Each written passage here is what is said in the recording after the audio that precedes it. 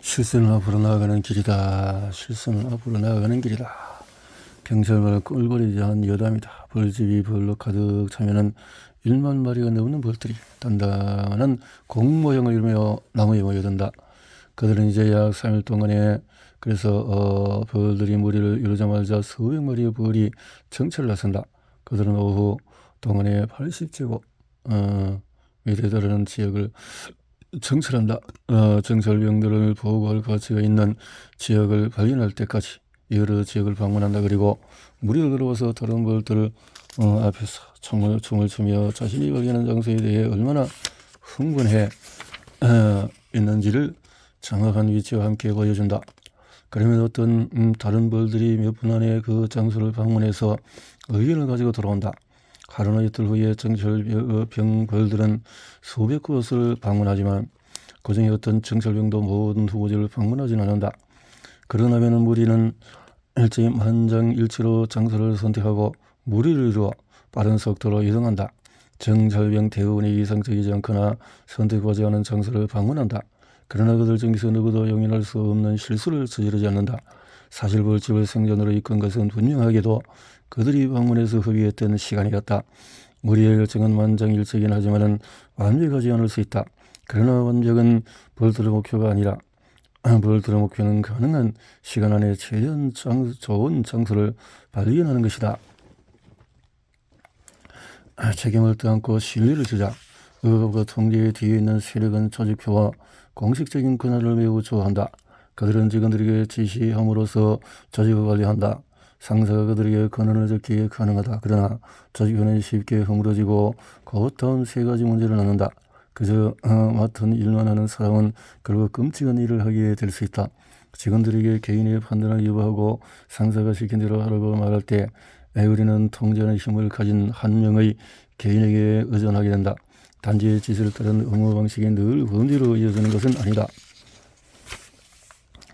중앙 집중식의 의사결정은 특히 빠르게 움직이는 상황에서 지역에 분산된 공격들의 여부에 조치와 해결책을 제시해야 할 때 일반적으로 느리고 비효율적이다. 지시 없이 행동할 수 없다면 직원들은 지시 없이는 당연히 절대 움직이지 않는다. 대안은 책임을 떠안는 문화를 구축하는 것이다. 대부분 조직이 책임을 기꺼이 떠안으려 하는 이에게 책임을 부여한다. 그러나 우리 모두 직함이나 조직 형성의 위치에 상관없이 리더십과 긍정적인 행동을 효과적으로 독려하는 법을 배워야 한다. 여기에 책임을 떠안는 것과 더불어서 끊임없이 신뢰를 져야 한다. 다른 이들에게 빛날 기회를 준다면 그들은 더욱 적극적으로 관계를 맺고 여정에 뛰어들고 꼭 필요한 다음 기회를 잡을 것이다. 일하는 사람 말고 일을 비판하자. 말은 쉽다. 다만 행동이 어려울 뿐이다. 우리는 갓난아기 때부터 비판을 개인적으로 받아들인다. 우리 앞에 놓인 프로젝트와 그것을 만든 일을 구분하려면 근기와 지혜가 필요하다.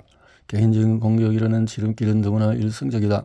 그래서 우리는 성과를 내고 타인의 성과에 반응하고 무엇보다 더 많은 피드백을 요구하기를 주저한다.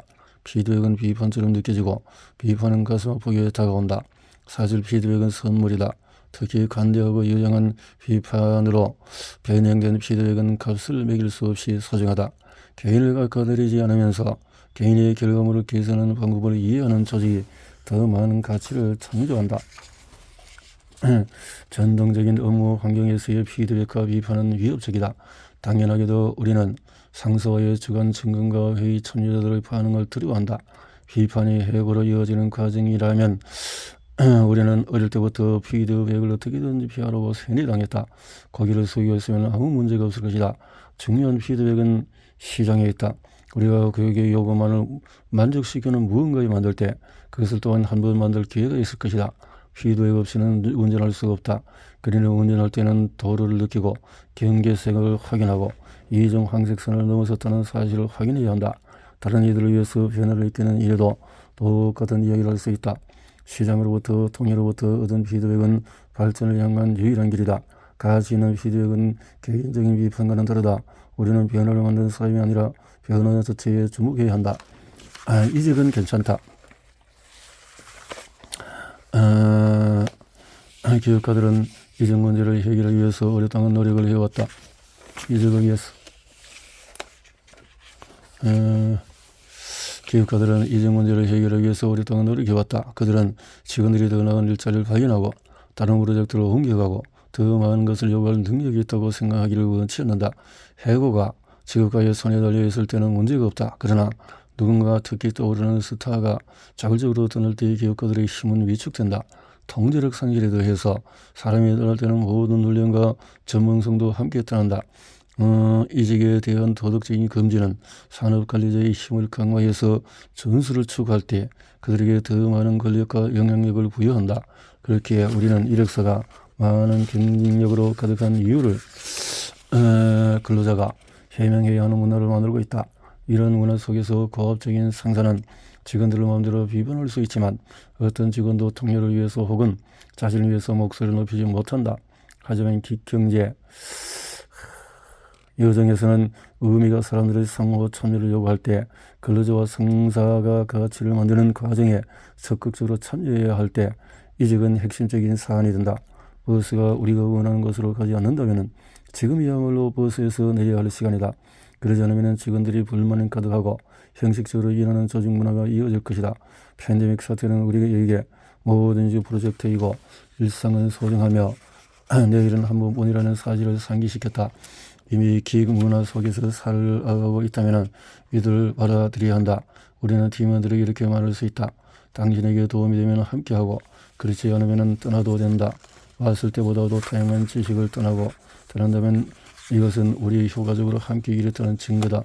직원들이 링크드인 프로필과 이력서를 계속해서 업데이트하기에 격려함으로써 다른 선택권의 없어서가 아니라 자발적으로 팀에 합류했다는 사실을 분명하게 하자.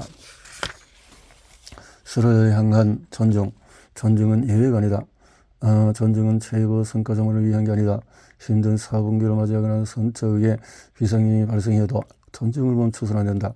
악당은 어디에서나 환영을 받지 못한다. 괴롭힘의 관계를 파괴하기 때문이다. 우리는 모든 팀원을 위해서 이해관계자, 고객, 까다로운 고객까지도 신뢰해야 한다. 우리가 교류한 애들은 처음부터 우리가 존중을 받을 가치가 있다고 기대해야 한다. 반대로 우리는 그들로부터 존중받아야 한다. 팀원은 함께 일하기로 선택한 이들로부터 존중받을 자격이 있다. 고객이나 투자자 혹은 경쟁자가 이 원칙을 무시한다면 그들은 의무의 노력부터 자신을 배제하기로 선택한 것이다. 조직은 상호 존중을 거부하는 이들을 위해 그리고 이들과 함께 일하지 않는다. 의미는 선택이다. 그리고 존중을 기원한다. 선택과 의무. 22년 1년의 계획 끝에 저스틴 포르날은 특별한 도전을 강행했다. 그는 영도에 가까운 물속으로 뛰어들어 캐나다와 그린란드 사이의 네어스 해역을 따라 10km 이상 헤엄쳤다. 그가 가져간 음식은 상했고 저빗이 카약을 탄 그의 유일한 라이프가 되는 자칫 커다란 빙하에 부딪혀 전복될 뻔했다. 그래도 포르날은 헤엄을 포기하지 않았다. 일이 아니라 선택이었기 때문이다. 의미 있는 일을 할 기회는 지시를 받았기 때문이 아니라 우리가 할 수 있는 데서 시작된다. 그럼 우리는 기꺼이 여정에 뛰어들고 벌어질 일에 대한 책임 또한 떠안는다. 관심을 기울일 통일의 복종과 준수, 그리고 해야만 하는 일에 직면할 때 사라진다. 그럴 때 사람들은 가능성을 받아들이지 않고 그저 비난을 면하기 위해서 소극적으로 최선의 일만을 한다. 복종이 아닌 기전 없는 여신은 의미 있는 결과물이 계속해서 나올 수가 없다. 우리에게는 일관적이고 측정할 수 있고 객관적인 품질 기준이 필요하다. 이 요건이 갖추어졌을 때 비로소 결과물의 기들을 설정하고 충족시킬 수가 있다. 기준은 복종은 다르다. 복종은 개인적이고 지위를 기반으로 하며 일관적이지 않다. 우리는 상사의 감시가 없는 곳에서 일할 때 기준에 주목을 한다. 열정을 따르는 것은 사치다. 가치를 따르는 것은 의무다. 열정은 변덕스러운 자석이다. 열정은 우리의 현재의 관심사로 끌어당긴다. 가치는 일관적인 나침반이다. 가치는 우리를 미래의 목적으로 향하게 만든다. 열정은 즉각적인 기쁨을 가져다준다. 가치는 지속적인 의의를 선사한다. 이렇게 당신이 의사결정을 내리지 않는다면 업무와 관련된 시스템, 데이터, 영향력을 이해할 필요가 없다. 순진한 무지, 반면 무의식적 무지에 이익이 있다. 그러나 의미 있는 조직에서 사람은 중요한 요소이며 인간적인 지혜, 관심, 의지를 통해 각자 맡은 일을 처리한다. 이런 업무 환경에서는 순종적이지 않은 사람이 끼어들 자리가 없다.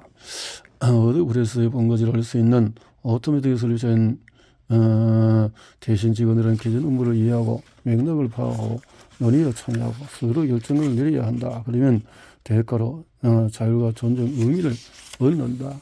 결과물을 보여주기. 읽기의 다음 단계는 자신의 결과물을 보여주는 일이다. 다른 사람들이 읽고 배울 수 있게 말이다. 결론보다는 중요한 것은 결론까지 도달하는 과정이다. 우리가 다른 사람들에게 자신의 결과물을 보여줄 수 없다면 수직책에서 지위나 아무런 의미가 없다.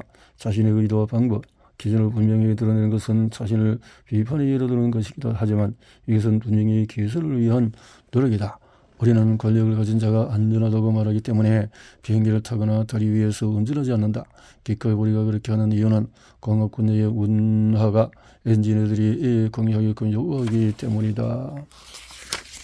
개선하기, 읽기, 결과물 보여주기, 쓰레기 발, 그것은 우리가 할 수 있기 때문이다. 개선, 흐름이 시작되고 정말로 중요한 기술에 주목하자. 정말로. 자, 여기까지 이렇게 되어졌군요.